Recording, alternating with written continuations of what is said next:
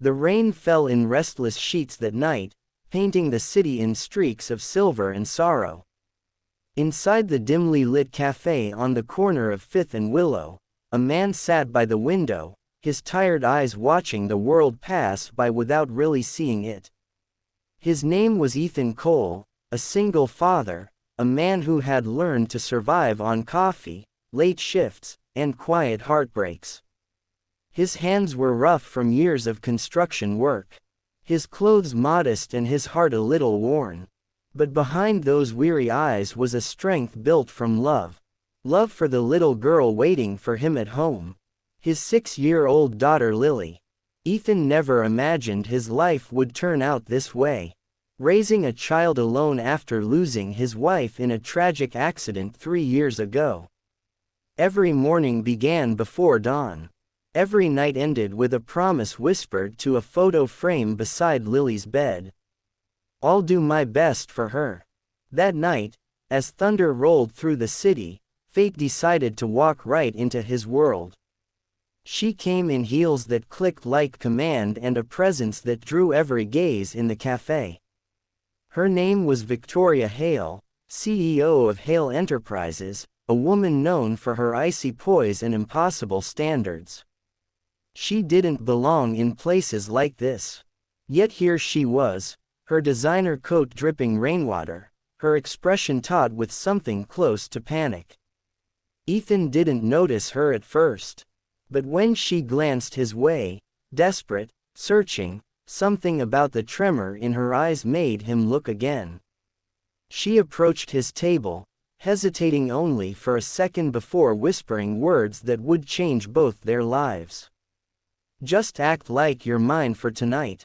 Movie camera. If you believe in kindness, second chances, and the beauty of unexpected encounters, please like, comment, share, and subscribe. Your support helps us bring more heartfelt stories like this to life." Ethan blinked, caught between confusion and disbelief.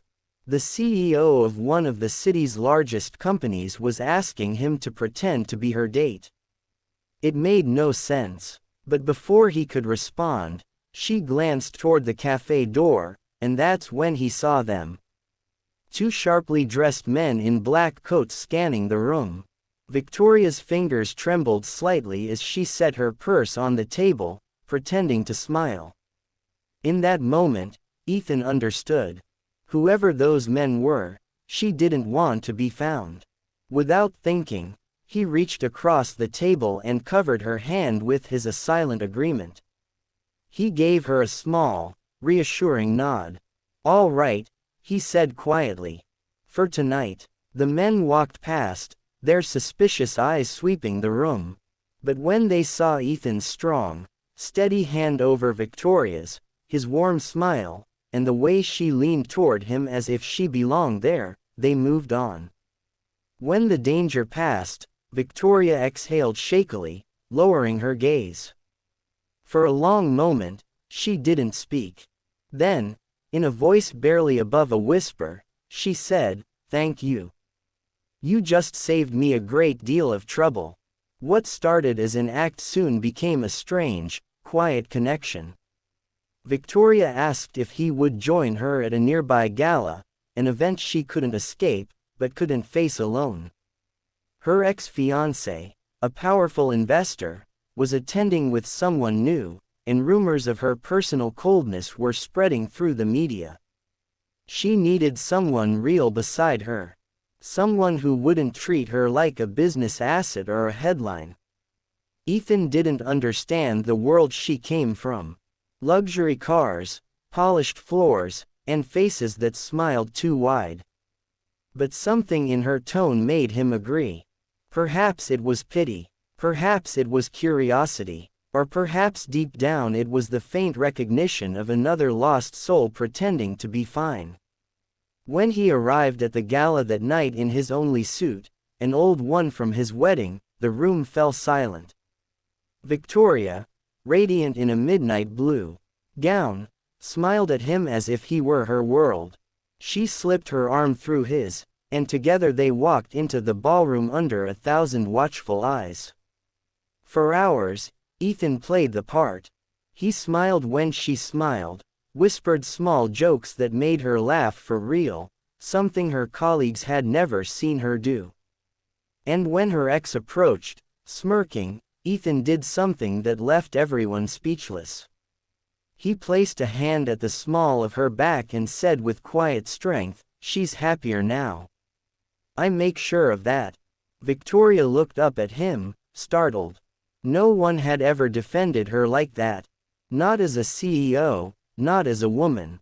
And in that moment, something inside her began to crack. The walls she'd built to survive in a ruthless world.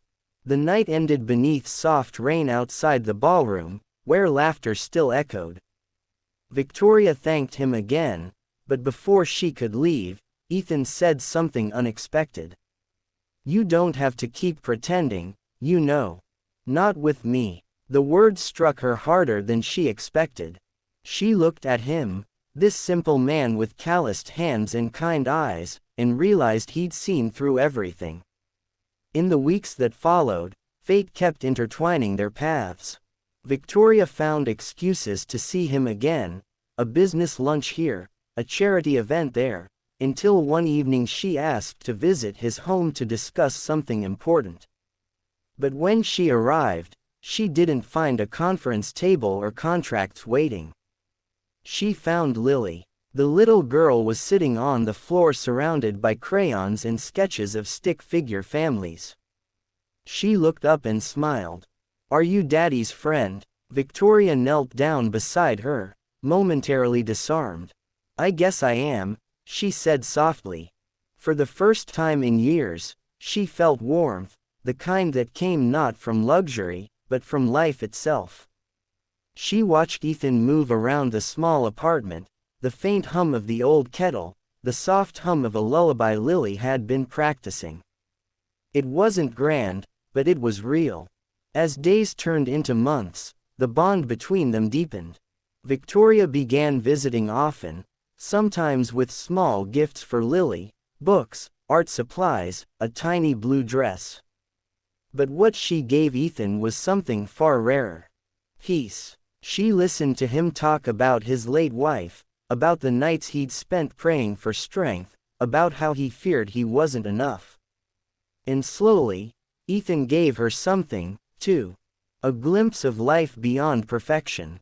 He taught her to laugh without reason, to cook without rules, to dance in the living room without music.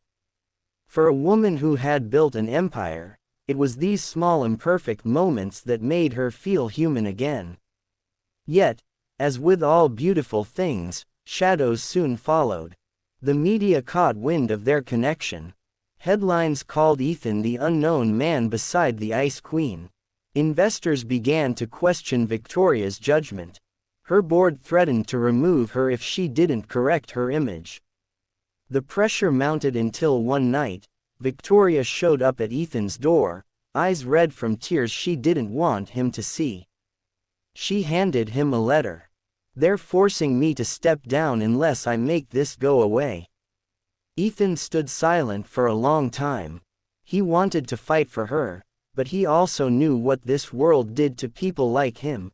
People who didn't belong in marble halls or glossy magazines. Finally, he said quietly, "Then let it go away. You have a future, Victoria, Lily and I will be fine." But as she turned to leave, he added softly, "Just don't forget the real parts. The laughter, the burnt pancakes, the messy love. That's where you belong, too." 4 weeks after, they didn't speak. The city moved on. So did the headlines. But Victoria couldn't. She tried to bury herself in work again, but every empty victory echoed with his voice. One rainy evening, she found herself outside the same cafe where it all began. Ethan was there wiping rain from the window, looking just as he had that first night, calm, grounded, and heartbreakingly kind. She walked up to him, tears glistening in her eyes, and whispered, "Just act like you're mine for tonight." But this time, he didn't hesitate. He took her hand, pulled her close, and replied softly, the same words that had once left her speechless. "I don't want to act anymore." The world outside melted into silence. The rain didn't stop, but it didn't matter. Inside that small cafe, surrounded by the scent of coffee and memories, two hearts finally found home. Not in perfection, not in power, but in the quiet truth of love rediscovered. If this story touched your heart, if you believe that love, no matter how unexpected, can heal even the deepest scars, please like, share, and subscribe. Your support means more than words can say. Speech balloon. And before you go, tell us in the comments, do you believe in second chances at love?